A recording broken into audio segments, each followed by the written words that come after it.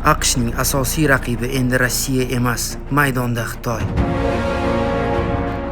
Bu urushda atom bombalari emas, ma'lumot va sun'iy intellekt hal qiladi. Chiplar, kiber hujumlari, neyrosetlar va avtonom robotlar maydonga kirgan. Ularning tezligi va fikrlash qudrati insonlarnikidan ustun.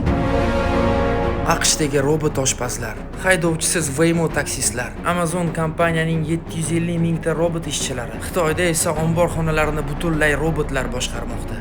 Inson qo'li bilan qilingan ish endi algoritmlar qo'lida. Xitoy va AQSh bir-birlari bilan raqobat qilib, har kuni yangi ixtirolar yaratmoqda. Savol tug'iladi.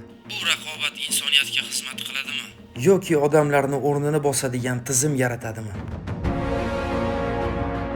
O'z fikrlaringizni kommentariyada yozib qoldiring. Biz endi boshladik. Obuna bo'lishni unutmang.